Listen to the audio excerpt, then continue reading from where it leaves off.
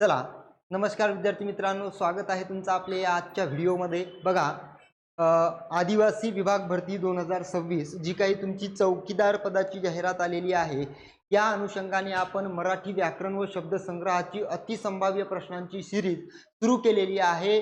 बघा, तसेच आपण या ठिकाणी चौकीदार पदासाठी असणारी आपली संकल्प बॅच देखील सुरू केलेली आहे, ज्या बॅचमध्ये तुम्हाला या ठिकाणी रिझल्ट ओरिएंटेड डाटा तुम्हाला प्रोव्हाइड करण्यात आलेला आहे। बघा, या ठिकाणी जे काही या ठिकाणी तुम्हाला त्या परीक्षेमध्ये नेमकं काय लागते, ठीक आहे, त्यानुसार एक्झॅक्ट तेच तुम्हाला या ठिकाणी प्रोव्हाइड करण्यात आलेला आहे। बघा, मागील प्रश्नपत्रिकांचा समावेश सुद्धा आपण या बॅचमध्ये केलेला आहे। नवीन पॅटर्न अनुसार महाराष्ट्रातील आपली ही पहिली व एकमेव दर्जेदार बॅच आहे। PDF नोट्स तुम्हाला पूर्णपणे फ्री मिळणार आहेत आणि सोबतच PYQ सेशन सुद्धा तुम्हाला या बॅचमध्ये अगदी अगदी अगदी फ्री मिळणार आहेत।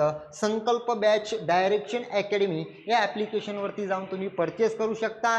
सध्या ऑफर सुरू असल्याने तुम्हाला ही बॅच 399 रुपयामध्ये मिळणार आहे, ठीक आहे। तसेच या सिरीजचा सर्वांनी पुरेपूर फायदा घ्यायचा आहे। सर्वांनी या सेशनची लिंक जास्तीत जास्त शेअर करायची आहे। जे विद्यार्थी नवीन आहेत चॅनलला सबस्क्राइब करायचं आहे। जाऊया आपल्या पहिल्या प्रश्नाकडे। पहिला प्रश्न आहे, अमर्याद या ठिकाणी शब्दाचा योग्य विरुद्धार्थी शब्द आपल्याला ओळखायला लावलेला आहे। प्रश्न सोपाच आहे पण महत्त्वाचा आहे। कधी कधी काय होतं माहिती आहे का, आपण अवघड प्रश्न या ठिकाणी बरोबर आणतोय आणि सोपे सोपे प्रश्न या ठिकाणी चुकवते, त्याच्यामुळे आपण गोत्यात येतोय। गोत्यात यायचं नाहीये, मर्यादित बरोबर आहे। काहीतरी लिपिटेशन असतात, त्यांना काय म्हणतो आपण, मर्याद म्हणतो, मर्यादित म्हणतो। आपल्याला हवे तेवढेच म्हणजे मर्यादित, परंतु याच्या विरुद्ध, ठीक आहे, अमर्याद, मर्यादित, अमर्याद, मर्यादित। लक्षात घ्या, मर्याद म्हणजेच काय, मर्यादित, पण इथं आलेला आहे जो आपल्याला नकार दाखवतोय, आपला काय करतोय, निषेध करतोय, बरोबर आहे। मग विसर्ग काढून उपसर्ग काढून टाकल्याच्या नंतर मर्यादित शब्द या ठिकाणी राहतो। अमर्याद म्हणजे हवे तेवढे, त्याच्यापेक्षा जास्त, किती काही, पण मर्याद म्हणजे जेवढं पाहिजे तेवढंच मर्यादित या ठिकाणी त्याचा योग्य विरुद्धार्थी शब्द या ठिकाणी असणार आहे, लक्षात घ्यायचा आहे। अमर्याद, अफाट, लक्षात घ्या, हे समानार्थी शब्द आहेत। समोरचा प्रश्न, खालीलपैकी आपल्याला संयुक्त स्वर कोणता आहे असा प्रश्न विचारला गेलेला आहे। सर्वांना माहिती पाहिजे संयुक्त स्वर एकूण किती आहेत, 4 आहेत।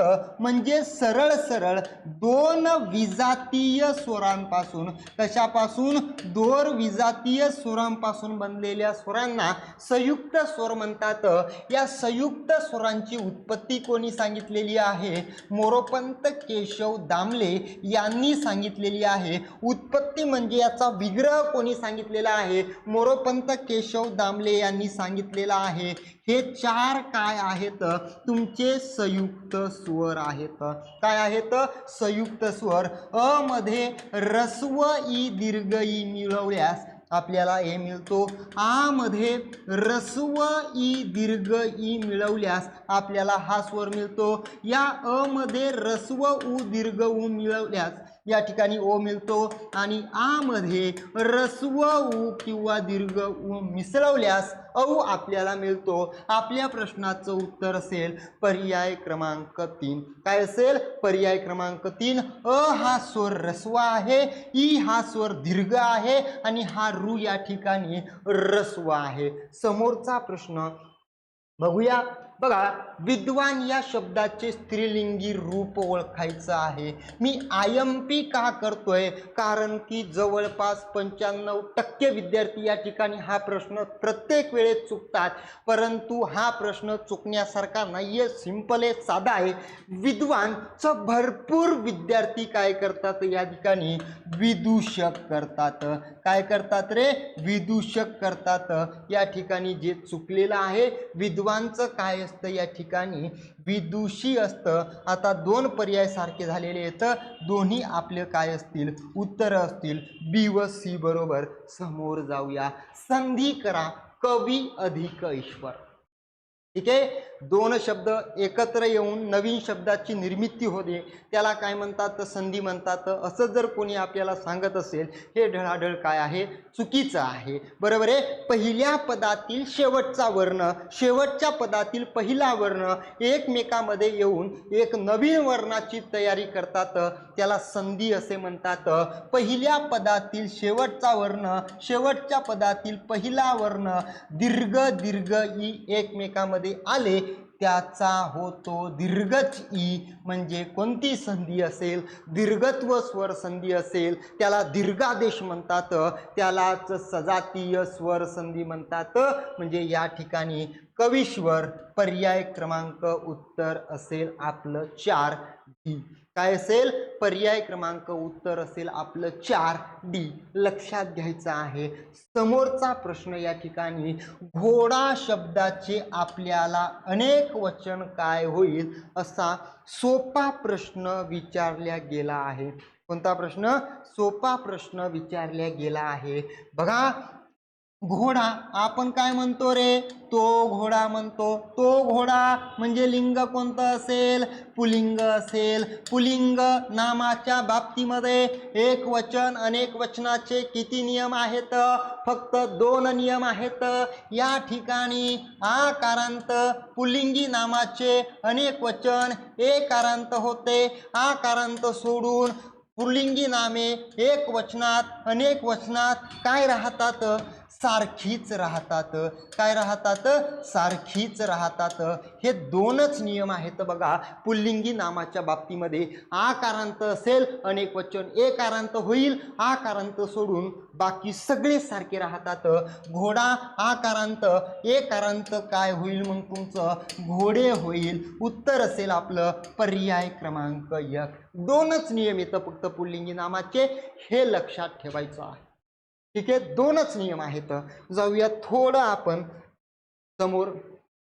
तो मुलगा हुशार आहे.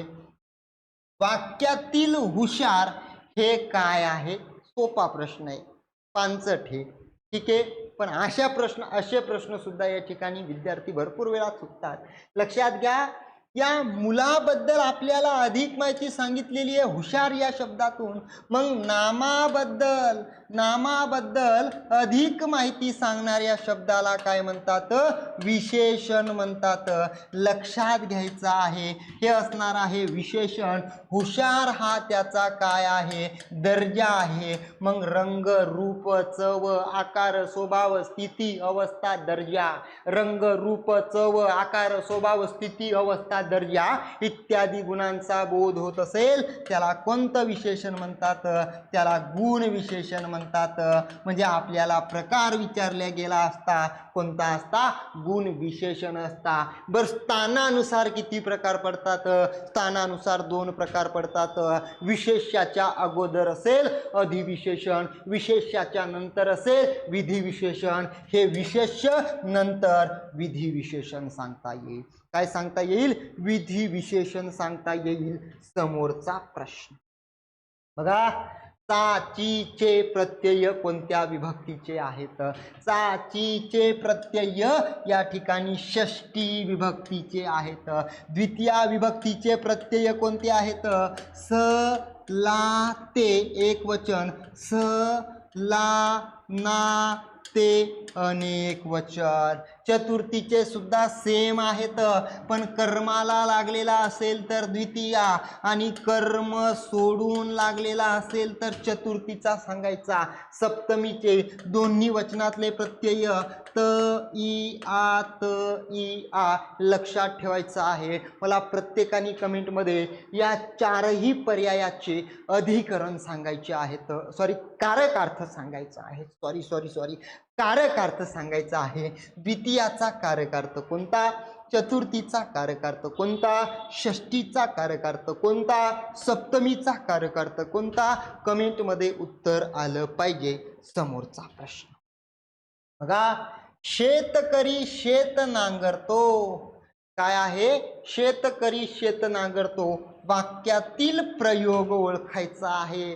प्रयोग ओळखण्यासाठी कर्ता कर्म ओळखता येणं गरजेचं आहे. सप्रत्ययी अप्रत्ययी बघणं गरजेचं आहे. नांगरणारा कोण? शेतकरी वाक्याचा कर्ता. नांगरलेलं काय? शेत वाक्याचं कर्म.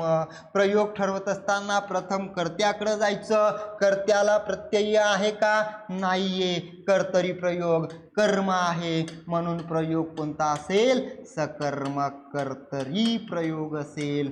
उत्तर असेल आपलं या ठिकाणी पर्याय क्रमांक 4. पर्याय क्रमांक 4. कर्म नसेल तर अकर्मक कर्तरी, कर्म असेल तर सकर्मक कर्तरी, असे 2 प्रयोग या ठिकाणी कर्तरी प्रयोगाचे मानले जातात. कर्तरी प्रयोगामध्ये कर्ता नेहमी प्रथमा विभक्तीमध्ये असतो. कर्तरी प्रयोगामध्ये क्रियापदावर अधिकार गाजविणारा शब्द हा कर्ता असतो. कर्तरी प्रयोगामध्ये कर्ता नेहमी अप्रत्ययी असतो. हे आपल्याला लक्षात ठेवणं गरजेचं आहे. ज्या प्रयोगामध्ये जे क्रियापद आहे, ज्या प्रयोगामध्ये कर्त्यानुसार क्रियापदा रचना बनलेली असते त्याला या ठिकाणी कर्तरी प्रयोग म्हणतात. लक्षात ठेवायचं आहे. समोरचा प्रश्न पंचवटी. पंच म्हणजे 5 आणि वट म्हणजे वड. मग 5 वडांचा जो काही समूह असतो त्याला पंचवटी म्हणतात. लक्षात घ्या. ज्या सामासिक शब्दातील पहिले पद हे तुमचं संख्या विशेषण असते. काय असते? संख्या विशेषण असते. त्या शब्दाचा समास कोणता सांगितला जातो? द्विगु समास सांगितला जातो. द्विगु समास. ठीक आहे. कोणता समास सांगितला जातो? द्विगु समास सांगितला जातो. लक्षात घ्यायचा आहे. ठीक आहे. त्रिभुवन, त्रैलोक्य, पंचवटी, पंचपाळे हे जे काही शब्द आहेत या ठिकाणी कोणत्या समासाचे आहेत? या द्विगु समासाचे आहेत. पण याला अपवाद सुद्धा आहेत. दशानन, पंचमुखी, त्रिनयन, ठीक आहे, त्रिकोण, चौकोन, पंचकोन या शब्दाचा समास आपल्याला काय सांगावा लागतो? बहुव्रीही समास सांगावा लागतो. काय सांगावा लागतो? बहुव्रीही समास सांगावा लागतो. डोळा या शब्दाचा आपल्याला समानार्थी शब्द कोणता आहे असा प्रश्न विचारला गेलेला आहे. नयन, चक्षु बरोबर आहे. आख, डोळा, लोचन उत्तर असेल आपलं पर्याय क्रमांक 3. हस्त, बाहू, कर म्हणजे काय असतो? हात. पद, पाय, लाथ, पाऊल म्हणजे काय असतो? पाय असतो. काय तिथं ठीक आहे. काया असतं. काया म्हणजे शरीर. ठीक आहे. अंग सुद्धा म्हटलं जातं. काय नाही ते काया पाहिजे होतं. लोचन डोळा. समोरचा प्रश्न महत्वाचा आहे बघा.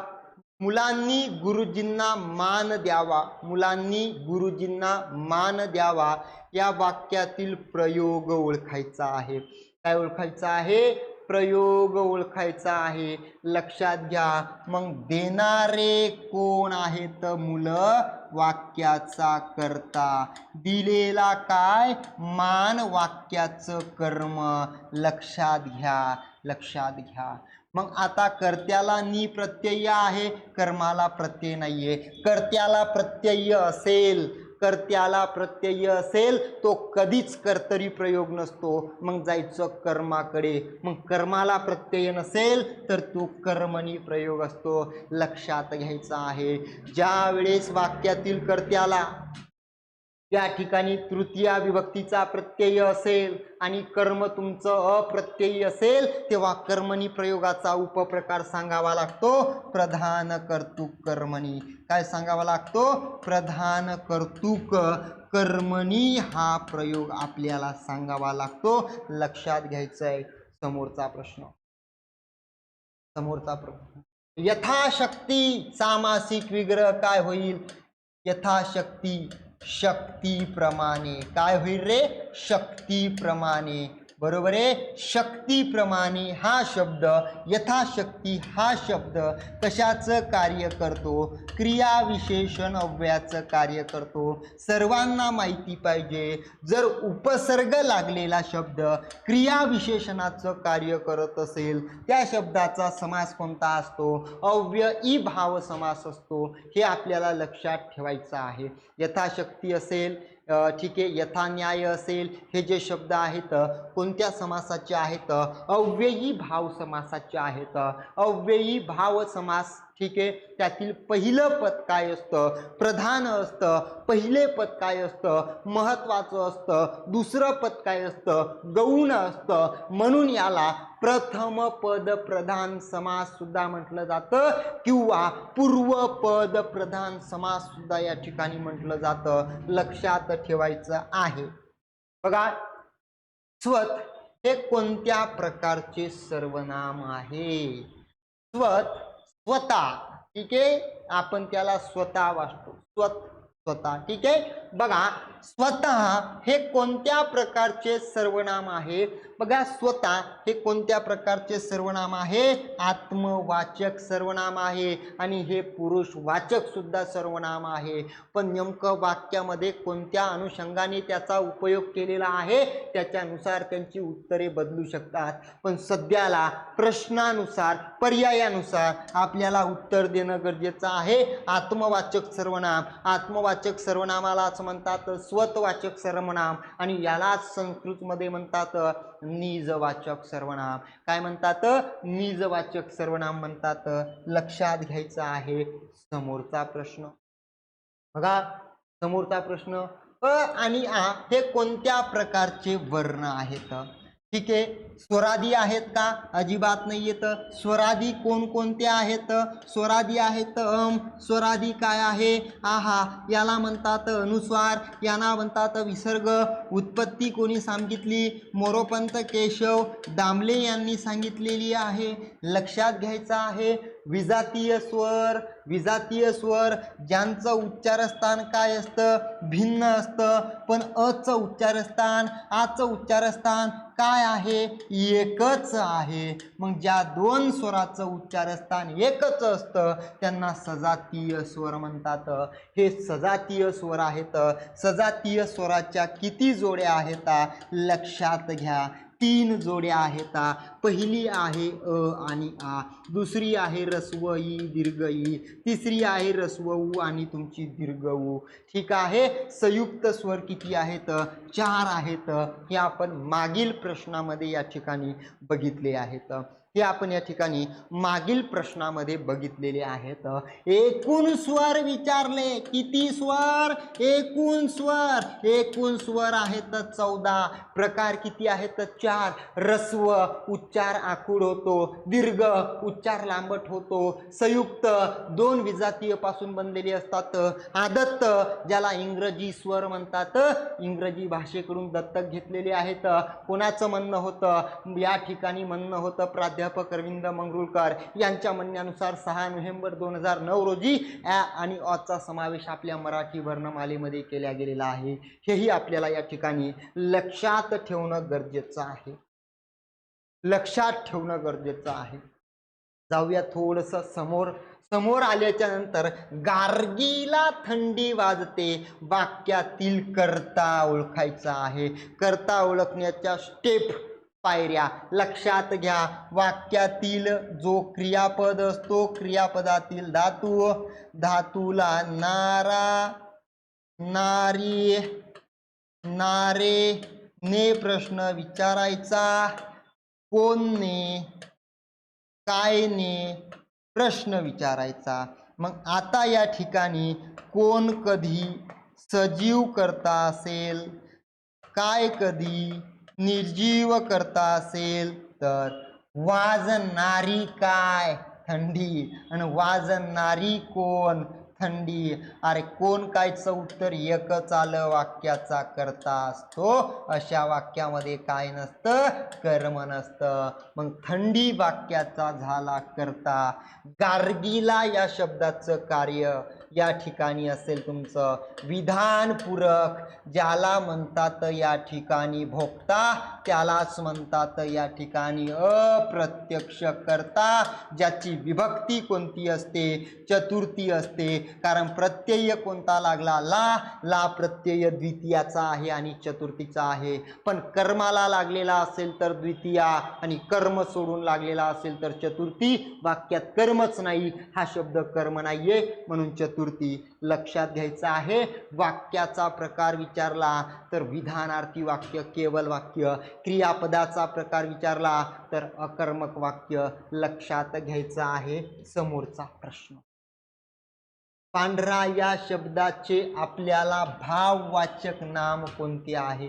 ठीक आहे, पांढरं नाही, पांढरी आणि पांढरे हे दोन्ही काय आहेत या ठिकाणी? विशेषण आहेत. काय आहेत? विशेषण आहेत. रंग, रूप, चव, आकार, स्वभाव, स्थिती, अवस्था, दर्जा. रंग, रूप, चव, आकार, स्वभाव, स्थिती, अवस्था, दर्जा. रंगाचा बोध होतो म्हणजे काय असेल तुमचं?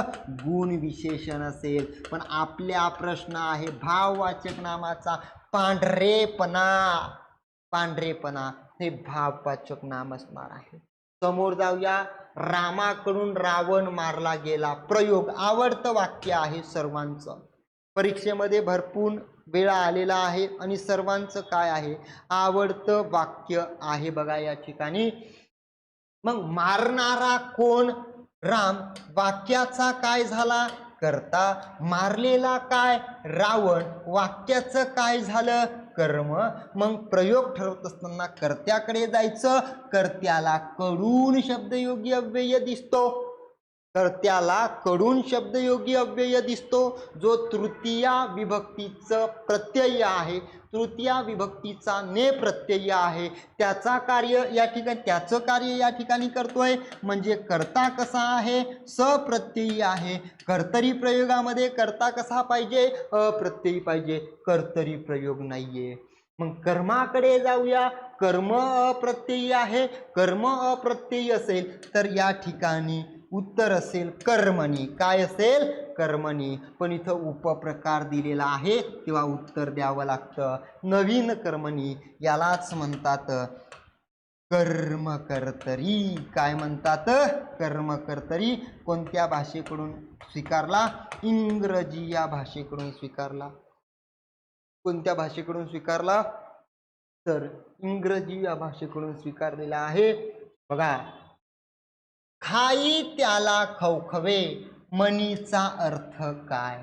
की जो वाईट काम करतो त्याला मनात धास्ती वाटते. ठीक आहे, चोराच्या मनात चांदणे. चोराच्या मनात चांदणे याच्या विरुद्ध जर आपल्याला मन विचारले, कर नाही त्याला डर कशाला? कर नाही त्याला डर कशाला? ही याची विरुद्ध मन असेल. लक्षात घ्यायचं आहे. लक्षात घ्यायचं आहे. समोरच्या प्रश्नावरती जाऊया. दिशा आमचे वडील म्हणजे ठीक आहे जमकदग्नी आहेत. ठीक आहे, या वाक्यातील जमकदग्नी काय आहे? आमचे वडील आहे. हे आमचे वडील म्हणजे जमकदग्नी आहेत. जमकदग्नी. ठीक आहे, आपण मागच्या एका व्हिडिओमध्ये याच्यावरती चर्चा केली होती. शब्द उच्चारल्याबरोबर समोरच्याला राग येतो, त्याची तळपायातली आग मस्तकात जाते. एखाद्याला बोलल्या बोलल्या त्याचा बरोबर आहे ना, डोळे, कान, नाक सगळंच्या सगळं लाल होते, लाल होते रागानं. बरोबर आहे. त्याला काय म्हणतात या ठिकाणी? जमकदग्नी म्हणतात. जमकदग्नी मुळामध्ये कोणतं नाम आहे? या ठिकाणी विशेष नाम आहे. कोणतं नाम आहे रे? विशेष नाम आहे. पण याची तुलना कोणासोबत केली? वडिलासोबत केली. मग कोणत्याही विशेष नामाची तुलना दुसऱ्या नामासोबत केली असता ते विशेष नाम न राहता कोणतं नाम राहते? सामान्य नाम राहते. लताजी विशेष नाम आहे. पण आमच्या वर्गात बऱ्याच लताजी आहेत म्हणजे दुसऱ्यासोबत तुलना केलेली आहे तेव्हा ते सामान्य नाम या ठिकाणी होतं. लक्षात ठेवायचंय. जाऊया आपण समोरच्या प्रश्नावरती. अनुज. अनुज या शब्दाचा विरुद्धार्थी शब्द आपल्याला विचारला गेलेला आहे. अनुज ज्याचा जन्म नंतर झालेला आहे, ज्याचा जन्म मागून झालेला आहे, जो वयानं लहान आहे त्याला म्हणतात अनुज. अग्रज ज्यांचा जन्म अगोदर झालेला आहे, ज्यांचा जन्म पूर्वी झालेला आहे, जो वयानं मोठा आहे त्याला म्हणतात या ठिकाणी अग्रज. कुसुमाग्रज विष्णू वामन शिरवाडकर ज्यांना आपण या ठिकाणी ओळखतोय. बरोबर आहे ना? कुसुम अग्रज. अग्रज म्हणजे ज्यांचा जन्म अगोदर झालेला आहे तो, म्हणजे अनुजच्या विरुद्ध काय असेल, अग्रज असेल. अनुज अग्रज म्हणजे भाऊ भाऊ असू शकतात, अनुज अग्रज म्हणजे बहिणी बहिणी असू शकतात, अनुज अग्रज म्हणजे भाऊ बहीण असू शकतात. एक मोठा एक छोटा, जो छोटा तो अनुज, जो मोठा तो अग्रज, हे आपल्याला या ठिकाणी लक्षात ठेवायचं आहे. मनोज मनातून जन्मणारा, लक्षात घ्या या ठिकाणी. उपपद तत्पुरुष समास, ज्याला कृदंत तत्पुरुष समास म्हणतात. पंकज, पंक म्हणजे चिखल आणि ज म्हणजे जन्मणारा, पंकज म्हणजे असतं कमळ. धीरज, ठीक आहे, सांगा बोला त्याच्याबद्दल तुम्ही कमेंटमध्ये. शुद्ध शब्द ओळखायचा आहे. कोणता शब्द, कुटुंब शब्द शुद्ध. जास्त वेळ या प्रश्नाला देण्यात काही अर्थ नाहीये. प्रश्न सोपा आहे. जाऊया आपण समोरच्या प्रश्नावरती. महत्वाचा आहे. दिगंबर, दिगंबर शब्दाचा संधी विग्रह करा. एकच गोष्ट सांगतो, ग ज ड द ब शब्दामध्ये दिसला, संधीचा प्रकार ओळखायला लावला.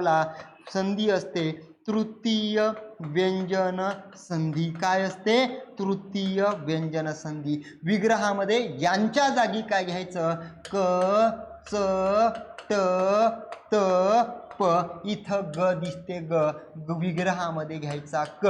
दिक अधिक अंबर. उत्तर असेल पर्याय क्रमांक 4. व्यंजन संधी उदाहरण आहे तृतीय व्यंजन संधीचं. ग ज ड द ब दिसलं तर संधी कोणती असते, तृतीय व्यंजन संधी असते. हे आपल्याला या ठिकाणी लक्षात ठेवायचं आहे. समोर जाऊया. पाय या शब्दाचे सामान्य रूप काय होईल. सामान्य रूप शब्दाचं कधी होते, ज्या वेळेस शब्द आपण वाक्यात वापरतो आणि शब्द वाक्यामध्ये वापरत असताना त्याला विभक्तीचा प्रत्यय लावावा लागतो किंवा त्याला शब्दयोगी अव्यय जोडावं लागतं. मग विभक्तीचा प्रत्यय किंवा शब्दयोगी अव्यय जोडत असताना त्याच्या मूळ रूपामध्ये झालेला जो बदल असतो त्याला काय म्हणतात, या ठिकाणी सामान्य रूप म्हणतात.